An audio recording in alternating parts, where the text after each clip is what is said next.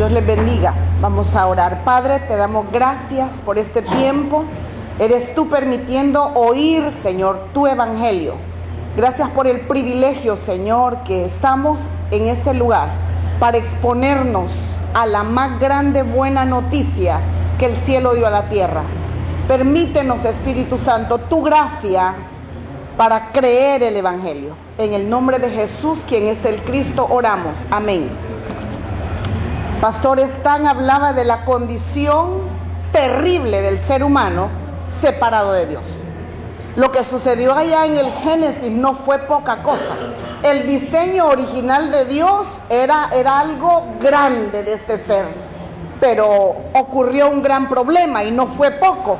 Y la iglesia, creo yo, que deberíamos de tener preciso el diagnóstico del problema del ser humano. El problema del ser humano no es cualquier problema, no es económico, lo decía el pastor Stan, no es de salud, no es familiar, no es matrimonial, no es sentimental. El problema del ser humano es espiritual y es grave. Porque si no hubiese sido así, creo que no hubiese necesitado el Señor venir a esta tierra y morir en esa cruz del Calvario. Entonces el problema sí era grave. Por lo tanto, el hombre necesita absolutamente la solución correcta a este problema. Y el pastor David hablaba del evangelio y mencionó de cómo el evangelio se perdió, se distorsionó, cómo desde los días ya de Pablo con los Gálatas ya se hablaba de otro evangelio, no que existiera otro, pero algunos lo habían perturbado, diluido, distorsionado. Y también no solo con los Gálatas, también con los corintios. Él les dice allí en 2 de Corintios: me temo que así como la serpiente, y se remonta ya al Génesis, como la serpiente con su astucia engañó a Eva, vuestros sentidos de alguna manera sean extraviados de la sincera fidelidad a Cristo.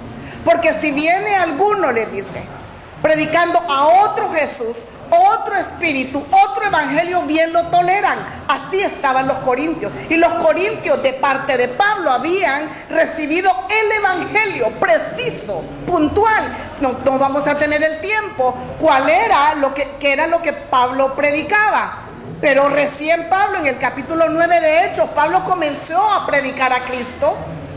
En el capítulo 17, capítulo 18, y podemos escudriñar ahí el mensaje específico, puntual, claro, sencillo, pero sobre todo conforme a las escrituras que el apóstol Pablo predicaba. Y vamos a ir a Génesis 3, por favor. Después de que ocurre el gran problema, que el hombre se separa de Dios.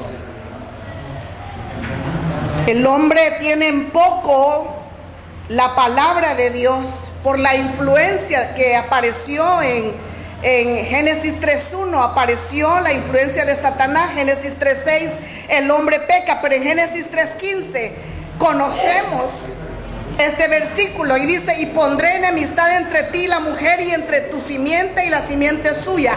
Esta te herirá en la cabeza y tú le herirás en el calcañar. A esto le conocemos como el protoevangelio, amén.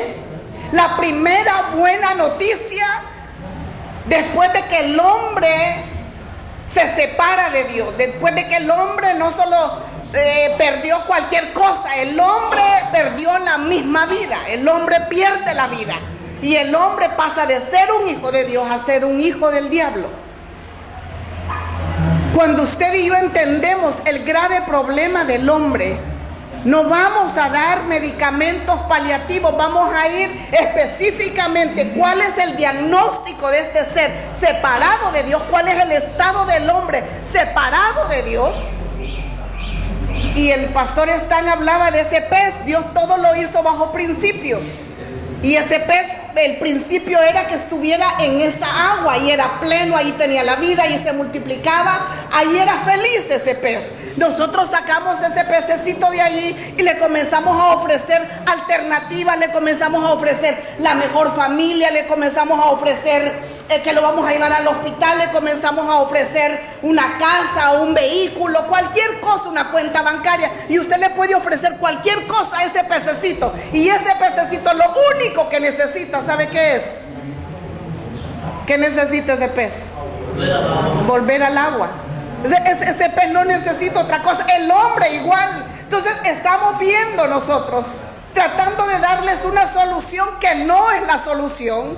Pero aquí en Génesis 3:15 el Señor habla de la primera buena noticia. ¿Y de qué se trata el Evangelio? Vamos a ir a Romanos, por favor. Romanos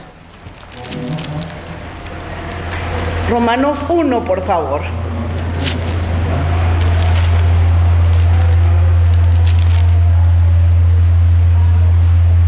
Pablo, siervo de Jesucristo, llamado a ser apóstol, apartado para el Evangelio de Dios que Él había prometido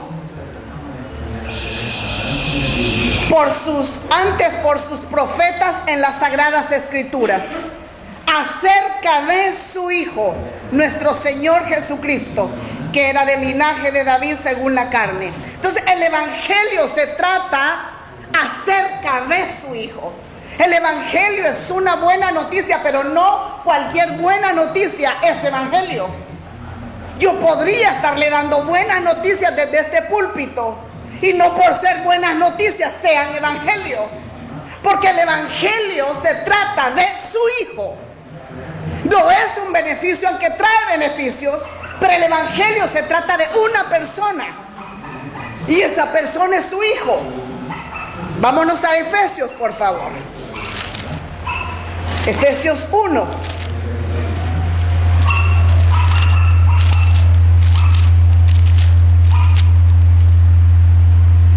El 1, versículo 13.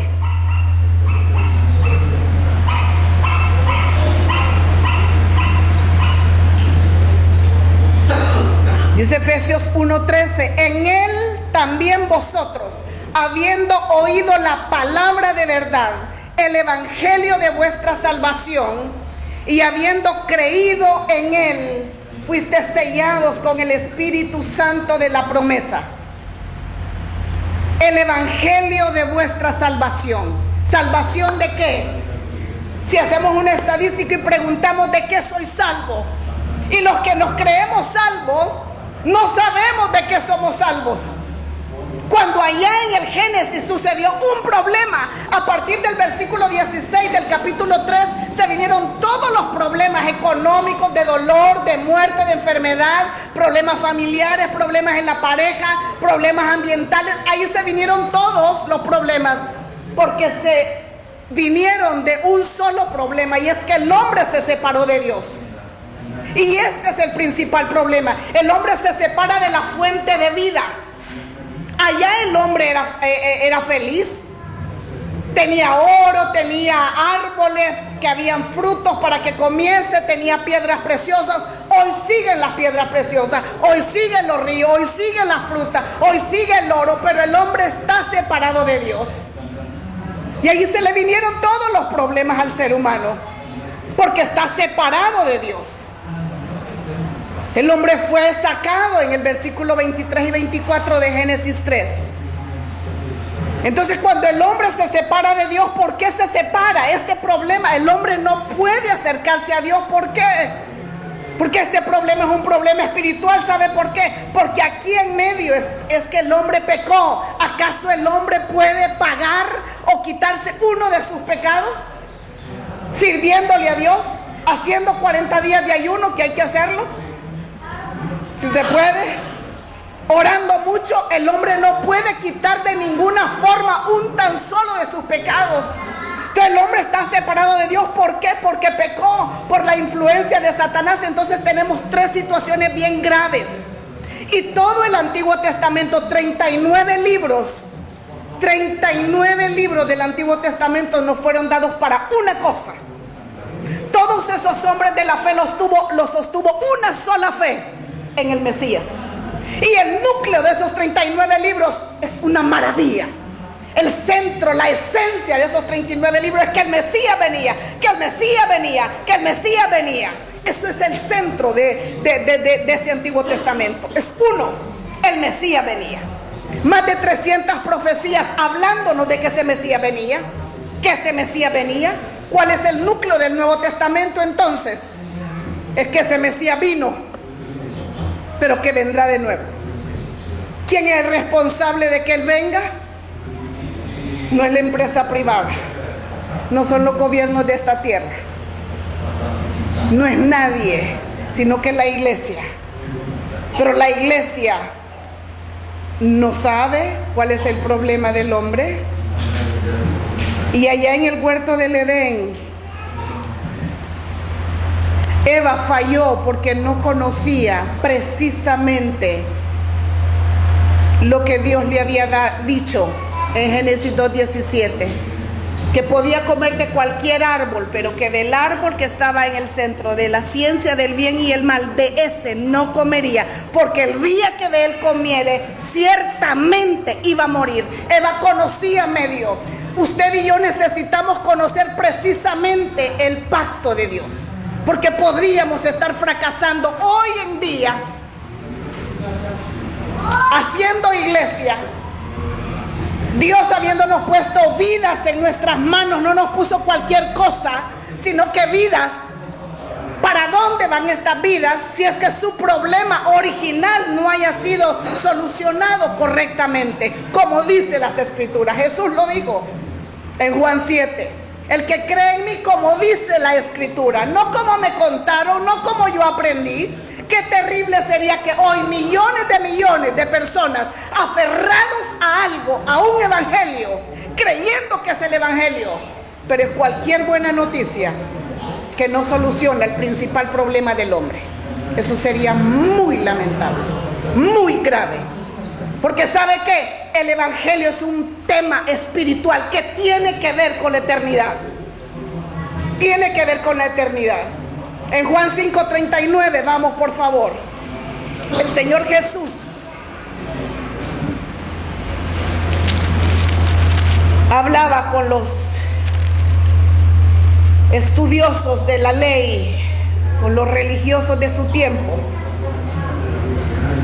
Y en el versículo 38 les dice él, 5:38, ni tenéis su palabra morando en vosotros, porque a quien él envió, vosotros no creéis. Escudriñad las Escrituras, porque a vosotros os parece que en ellas tenéis la vida eterna, y ellas son las que dan testimonio de mí. ¿Qué les decía el Señor Jesús? En otra versión no les dice escudriñar las Escrituras, les dice: ustedes escudriñan las Escrituras, porque a ustedes les parece que en esas Escrituras que ustedes escudriñan encuentran la vida. Pero les tengo una noticia, les dice el Señor, estoy parafraseando. Esas Escrituras, las cuales ustedes escudriñan, que creen que está la vida, esas Escrituras, ¿de quién hablan? Es de mí. ¿Y sabe qué? Perdemos tanto el tiempo hablando de personajes, historias, pero dejamos a aquel que partió la historia de esta tierra. Y es el único que tiene el cumplimiento de Génesis 3:15. Y el Señor les dice: esas Escrituras de quien hablan son de mí. Vámonos a Lucas, por favor. Lucas 24.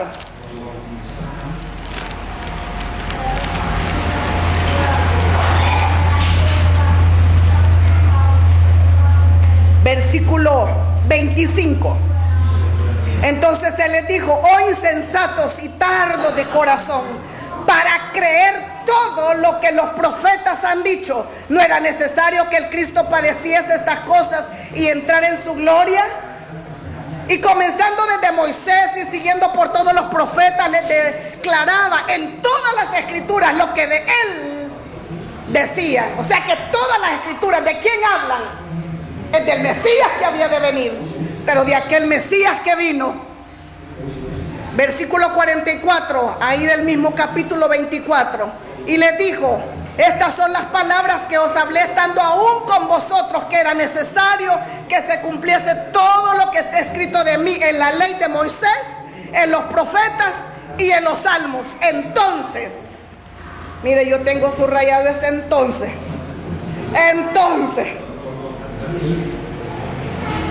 Esto no es porque seamos inteligentes. Él dijo: entonces les abrió el entendimiento para que comprendiesen las escrituras. Solo su gracia nos puede permitir entender el tema de toda la Biblia para solucionar un solo problema que el hombre tiene, y ese problema es espiritual. Si nosotros vamos a Mateo 16:16, por favor.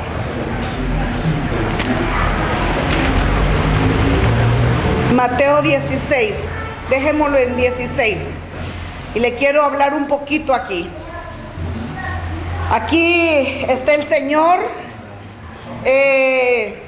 reúne a sus discípulos y les hace la pregunta que usted ya conoce. Y le dice el Señor: ¿quién dicen los hombres que es el Hijo del Hombre? Y le responden ellos. Y le responden, unos dicen que es Elías, otros que es Jeremías, otros que es Juan el Bautista, otros dicen que eres un profeta. Y el Señor, me imagino, que bueno, dijo: ok, pero yo necesito saber, mis discípulos, aquellos con los cuales yo caminé, aquellos que han visto señales, porque vieron los milagros. Yo quiero saber ese pequeño grupo, ¿de cuántos eran? Era reducido el número. Quiero saber si ellos tienen el mismo concepto que la gente allá afuera tiene, si ellos tienen el mismo concepto de la gente. Y le revierte la pregunta: y ahora ustedes, ¿quién dicen que soy yo? Le dijo Jesús. Y en el versículo 16, en el 15, Él les dijo: ¿y vosotros quién decís que soy yo? En el versículo 16, respondiendo Simón Pedro, dijo: tú eres el Cristo, el Hijo del Dios viviente.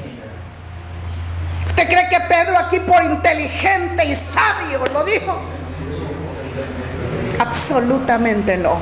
Porque mire las palabras del Señor en el versículo 17. Entonces le respondió Jesús: bienaventurado eres, Simón, hijo de Jonás, porque no te lo reveló carne ni sangre, sino mi Padre que está en los cielos. Y yo también te digo que tú eres Pedro, y sobre esa roca edificaré mi iglesia, y las puertas del Hades no prevalecerán contra ella.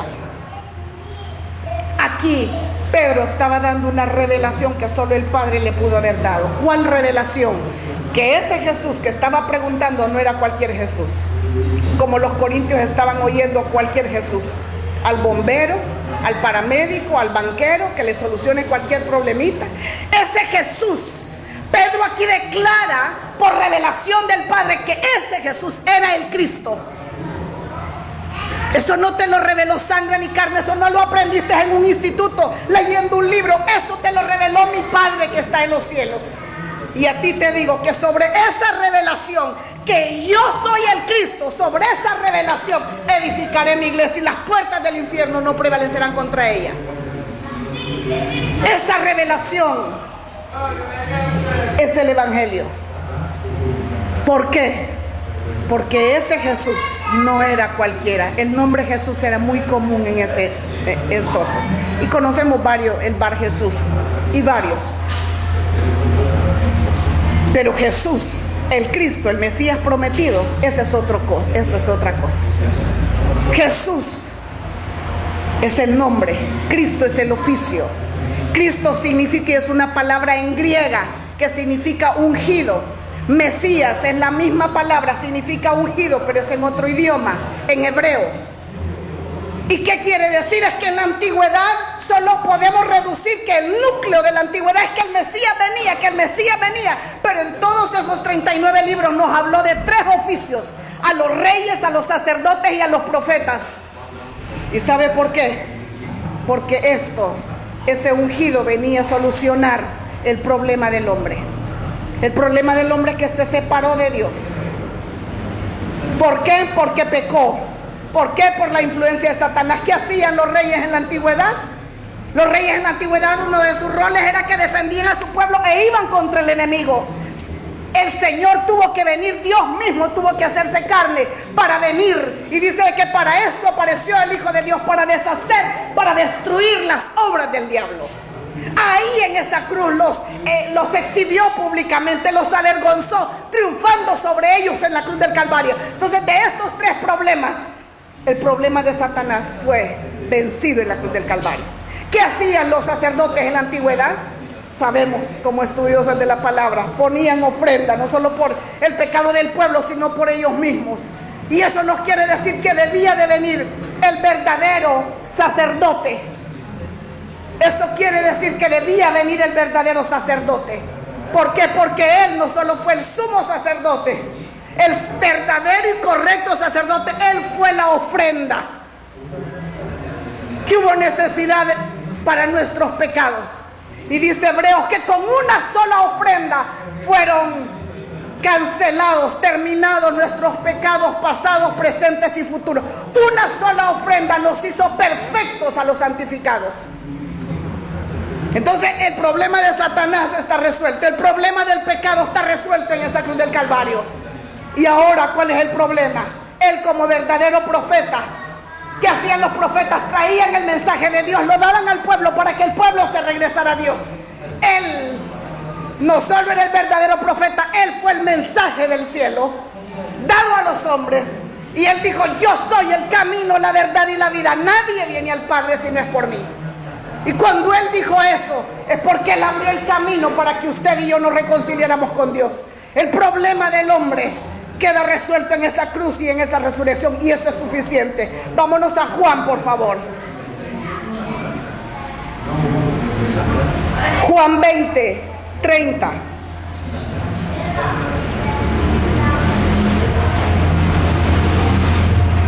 Hizo además Jesús muchas otras señales en presencia de sus discípulos, las cuales no están escritas en este libro, pero estas se han escrito para que creáis que Jesús es el Cristo, el Hijo de Dios, y para que creyendo tengáis vida en su nombre. Estas escrituras, Jesús hizo muchas cosas las cuales no están acá, pero las que se escribieron con una sola razón y un solo objetivo: para que creamos, no solo que sepamos. Saber es una cosa.